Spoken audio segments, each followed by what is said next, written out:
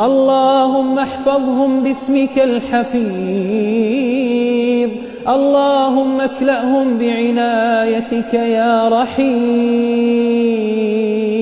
اللهم أعنهم ولا تعن عليهم. بسم الله. السلام عليكم ورحمة الله وبركاته. دمان ولا خيارت أصحابتان جعل هاي أجنال كيغان وانا كحيران ولا يرسودوا هذا. دمان ولا هاي وعسبنا سودوين يحد الله سودوا هذا قاعد برنك سودوا هذا سيدوك ولا نقرأ على فيسبوك بيج كي تيك توك سودوين هنا. أصحابي قصة هنا مانتا وقصة حقيقة وولي من أنجا ستوس إنه تعاون صدي عن هاي بالشدة الصومالية. مرة بدن وقصة كأحد عضو qoysaska Soomaaliyeed waqaasatan markii ay kala tagaan ubadna uu ka dhaxeeyo waa arin inta badan ka dhaxdhacdo qoysaskeena Soomaaliyeed. Arintaas ay qisadeena maanta ka hadlaysaa waana qiso aan rajeynayo in insha Allah noqon doonto mid dhaqamo fara badan oo maanta aan ku dhaqanno wax ka bedeli doonto. Soo dhawaada.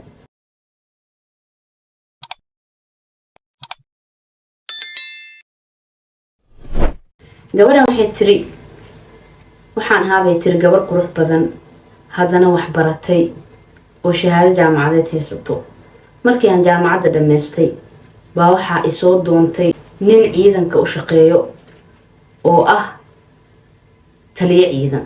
xilligaas la joogana waxay tiri gabar walbo waxay ahayd mid xiiseynayso inay guursato nin title noocaas haysto.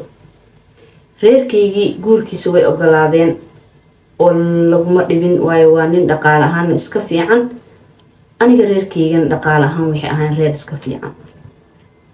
ninkii waa la ii guuriyay guriga markaan tagnay wuxuu iila dhaqmay ninkayga si wanaagsan.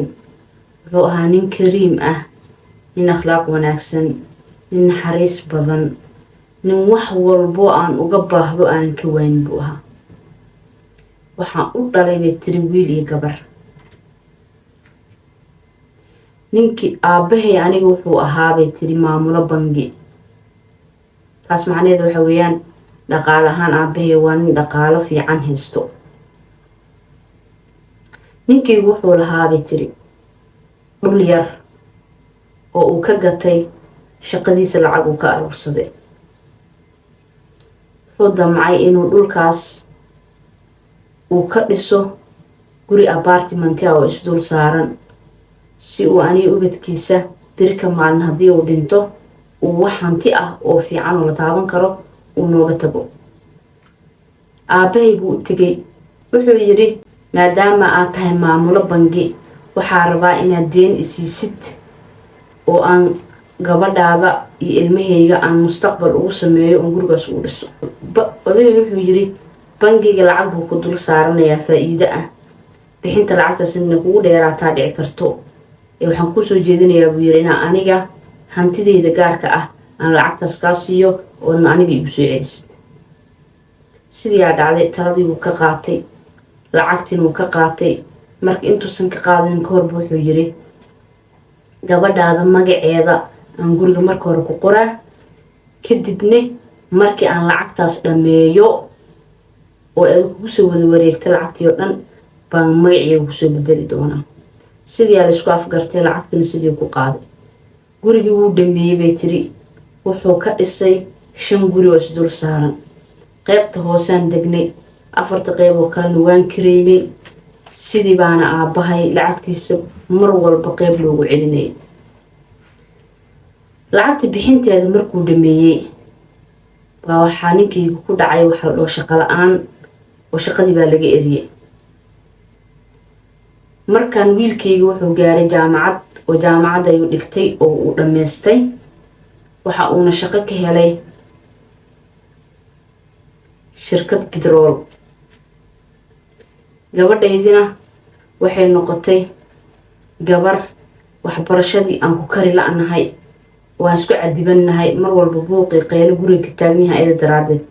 haddana saasay taabaheed mar walbo wuxuu isku dayaa inuu gabadhiisa ugu qanciyo inay jaamacadda dhigato. noloshii saaseed anagoo ku nool. aniga waxay tiri waxaan u dulqaadan waaye ninkayga noloshii hore aan kula noolaa iyo noloshan hadda aan ku noolahay ee faqriga ah inaan kula noolaado u dulqaadan waaye dhah. kadib ninkayga waxaan ka dalbaday furiin. wuxuu yidhi intaa furiin dalbanaysid ilmaheena hoos u eg oo xaaladooda ku mashquul oo aan ka warhayno oo aan noloshan dhibka badan leh aan garab istaag uga baxno. iyadan way diiday, aabaheeday u tagtay way ku dacweysay. aabaheedna wuxuu yidhi gabadheeda haddaysan ku rabin iska fur. sidiiaa dhacday bay tiri, furiinkii baa dhacay. markuu ninkaygii furay, ninkaygi waxay tiri alaabta banaankan u dhigay, gurigiina waan ka ceeriyey maadaama guriga magacii ku qoran yahay. waxaanan ku iri guriga ii dhaaf. aabahay buu u tegi, wuxuu yidhi gabadhaada guriga waa iga soo eriday, waxaan rabaa buu yidhi guriga inaan magaceyga ku wareegsado maadaama guriga uu gurigeyga ahaa, adigana aan lacagtaadii ku wada siiyey. arrintaasaa rabaa inaa igala qayb qaadato gabadhaada la hadashid. odaygina wuxuu yidhi gabadhayda gurigan magaceedu ku qoran yahay, gurina makuu hayno, na dhaaf. guri jaaru iska degay, waysaga aamusay. wiilkeedii baa damcay inuu la hadlo. hooyo wuxuu yidhi aabahay gurigan isagaa xoolihiisa ku dhistay, isagaana iska lehe, ku celi gurigiisa oo magaciisa ku qor. wiilkaygina waxay tiri banaankan u tuuray. waxaanu ku iri maadaama ay akhlaaqdaadii tarbiyadaada ay saan noqotay ina anisaan ila hadashid, banaanka guriga ka taa iga bax, waa ku deeriyey mana ku dhalin. wuu baxay, aabihiisu iskala joogay. guriga kiradaha ay degeen aabihiis uu degay buu iskala deganaa.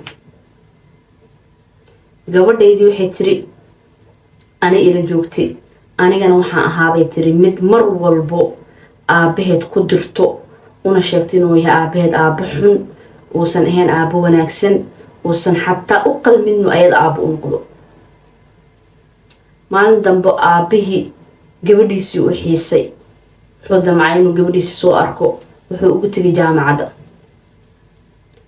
markuu ugu tegay waxay dhahday ma rabi inaan ku arko mar dambo, meeshaana ma imaan kartid. inay salaantay u gacanqaadana way diiday. waxay sidoo kale u raacisay intaas, ani agteeda waxaa ka tahay bay tiri sida eyga oo kale. ninkii wuu naxay. sideebay u dhici kartaa gabadhaydii aan jeclaa oo ayada jecel aan jeclaa xiise aan u xiisa daraadeed aan meeshaan u imaaday inay hadalkaa foosha xun igu dhahdo? wuu u qaadan waay. arrintaas darteed ninkii koomuu galay, wuu xanuunsaday. ciilka iyo cuqdada uu u qaaday gabadhaas xaaskiisii hore ahayd iyo sida ay gabadheedii ka dhigtay baa maskaxdiisa mar ragdaa degbiis. maalmo kadibna wuu geeriyooday, isbitaalkii ku geeriyooday. intuusa dhimanin ka hor buu wiilkiisu wuxuu yidhi hooyada iyo awowga u sheeg inaanan saamixin oo aakhirana ilaah hortiis aan ku doodi doono. walaashaana u sheeg buu yidhi inaan dhintay anoo aanan raalli ka ahayn. adigana wuxuu yidhi adduun iyo aakhiraba ilaahay wax ku dhiba kuma tuso, raalli baana kaa ah, saas ku dhintay. wiilkaygii waxay tiri wuu baxay wadamada carabaha khaliijka, carabaha qisadan ka dhacday wadamada khaliijka mid kamid uu aaday. halkaasuu shaqo ka helay, shaqo fiican. aniga iyo walaashiisina waxay tiri wuuna gooyey. gabadhaydii waxay noqotay bay tiri mid daraagiska isticmaasho oo nolosha ka dhacday. maalin maalmaha ka midan dhalinyaro iyo ayada wax xun i daraagis iyo balaayo isla cabiyeen bay mid kamida dishay. sidaasaan xabsiga lagu dhigay tiri, oo xabsiga lagu xukumay xabsi daa'im. aabahay waxay tiri waxaa lagu soo eedeeyey lacag uu lunsaday oo 40 milyan ah. sidaasaa isagana xabsiga loo dhigay. xabsiga dhexdiisuuna ku xanuunsan yahay. anigana waxay tiri 2 kiliyood baa i fariistay. shalalna wuu igu dhacay oo waxaan ahay qof kursi ku fadhiyo oo aan dhaqdhaqaaqi karin, afka bas ka hadlayso. ninkaygiiba waxay tiri baan ciilay oo xoolihiisii baan ku xadgudbay oon ka qaatay, asagina banaankan u saaray. anigana waxay tiri ilaahay baa iiga aargooyey. ciqaabtan hadda aan ku suganahayne dembigaas aan geystay daraad baan ugu suganahay. qisada intaasay ku eg tahay.